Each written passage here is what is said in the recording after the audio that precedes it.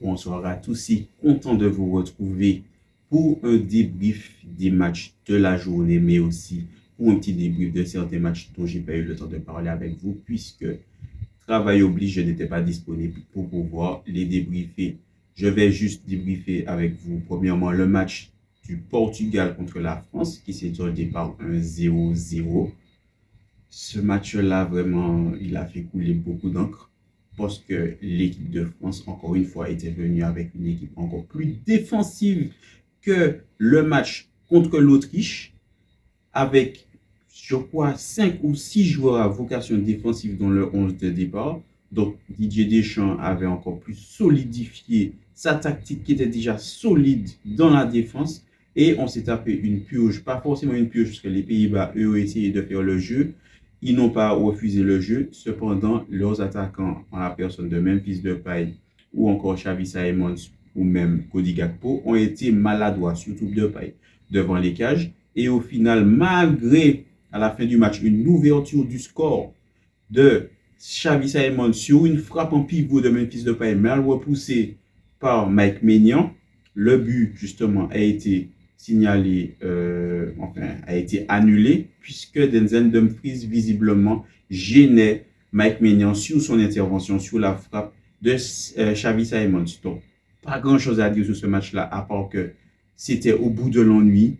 L'équipe de France n'est pas sexy, l'équipe de France n'est pas belle à voir jouer, mais ça, on le sait depuis un moment. Et Deschamps n'en a cure, il s'en fiche, il s'en fout, il s'en bat les roubignoles. Ce qui compte pour lui, c'est la victoire finale, quitte à faire 0-0, prolongation, tir au but ou 1-0 pour pouvoir arriver en finale. C'est ça qu'il fera. Alors, il y a des gens qui seront contents parce qu'ils diront au moins c'est efficace parce que la France soit arrive en finale ou soit remporte le trophée, même s'il y a eu le couac de 2021 avec l'Euro, éliminé en quart de finale. Mais franchement, c'est vraiment pas ma tasse de thé. Et aujourd'hui, lors du dernier match de ce groupe-ci pour la France, c'est-à-dire France-Pologne, justement avec une Pologne déjà éliminée, les Français, pour moi, n'ont pas fait un si beau match que ça. C'était un meilleur match que contre les Pays-Bas parce qu'il s'est enfin décidé à mettre Bradley Barcola sur le côté et à mettre je venais vous dire Lilian, Marcus Thuram sur le banc.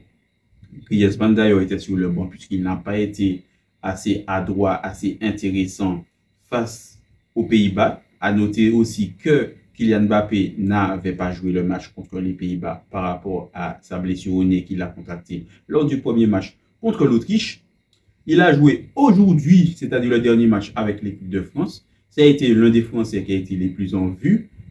Cependant, le gardien polonais a sorti le match de sa vie puisque ça a été le joueur du match. Et le gars, il a sorti, je ne me rappelle pas combien d'arrêts, mais il a sorti beaucoup d'arrêts. Ça pourrait vous laisser croire que l'équipe de France, voilà, jouait super bien, mais non. Il y a eu des arrêts, il a fait les arrêts qu'il fallait. Cependant, l'équipe de France, je trouve qu'elle n'a pas été tueuse, efficace devant le but, malgré le pénalty justement de Kylian Mbappé, grâce à justement une faute provoquée par Dembélé dans la surface. Malgré l'ouverture du score de Kylian Mbappé, les Polonais sont revenus en fin de match sur justement une faute de Upamecano sur un attaquant polonais. Un partout. Mike Maignan avait arrêté la première tentative de Robert Lewandowski qui tire d'une façon très particulière ses pénaltys. Je me rappelle un peu Neymar. Mais Mike Maignan a fait une faute sur la ligne, il n'avait pas l'un de ses pieds. Il faut que les gardiens soit ses deux pieds, soit au moins un pied sur la ligne de but avant de s'élancer pour arrêter le pénalty. Ce n'était pas le cas pour Maignan. On l'a fait retirer et Lewandowski a marqué et donc a égalisé la France. Pendant que l'Autriche était en train de battre les Pays-Bas 3-2, la France a donc fait match nul contre le dernier du groupe et se retrouve finalement deuxième qualifié et non premier, puisque c'est l'Autriche qui termine première et les Pays-Bas terminent eux troisième de ce groupe-ci. Il me semble que les Pays-Bas rencontreront l'Espagne, là où la France rencontrera le premier du groupe E, c'est-à-dire le groupe où il y a l'Ukraine, la Belgique, entre autres, et j'ai oublié le nom des deux autres équipes. Donc, l'équipe de France rencontrera l'une des équipes de ce groupe-ci. L'équipe de France, encore pire, se retrouve dans la partie du tableau où on peut retrouver le Portugal, l'Espagne, entre autres, mais aussi l'Espagne, le Portugal et l'Allemagne. Et oui, La France se retrouve dans une partie de tableau compliquée, mais comme on sait, il faut battre tout le monde pour arriver en finale. Donc, arrivons-ils en finale, n'y arrivons-ils pas? On ne sait pas pour le moment. En tout cas, justement, vous me direz ce que vous en pensez. On passe maintenant au deuxième match qui m'intéressait de la journée, c'est-à-dire Angleterre. Ma chère Angleterre. Ma chère Angleterre, qui affrontait la Slovénie en match terminal, justement, du groupe C, il me semble. Pendant que, justement, le Danemark, lui, affrontait la Serbie. Il me semble que la Serbie est dans le groupe de l'Angleterre. Et à l'instar d'un Didier Deschamps très frileux, très défensif, sans idée vraiment offensive, Gareth Southgate en est encore la plus grosse caricature. Parce que je trouve que l'Angleterre a une plus grosse force de frappe en attaque, malgré certains joueurs qu'il n'a pas pris. Quand on regarde bien, peut-être que s'il les avait pris, ça aurait fait de meilleurs résultats justement pour l'Angleterre. L'Angleterre a terminé, certes, première de son groupe, puisque le Danemark, dans le même temps, a aussi fait match nul avec la Serbie. L'Angleterre a fait match nul ce soir avec la Slovénie, dans un match où, franchement, on était vraiment au bout de l'ennui. J'ai vraiment l'impression que l'équipe d'Angleterre, qui est justement avec des joueurs issus d'un championnat où c'est le fighting spirit, c'est le physique, l'entrain, le fighting spirit jusqu'au bout, se donner jusqu'à fond, mourir sur le terrain, ça fait plusieurs années que je ne vois pas ça en équipe d'Angleterre. L'entraîneur Gareth Southgate, je ne l'ai jamais aimé. Ce n'est pas cette campagne-là qui me fera l'aimer et j'espère vraiment qu'il s'en ira à la fin.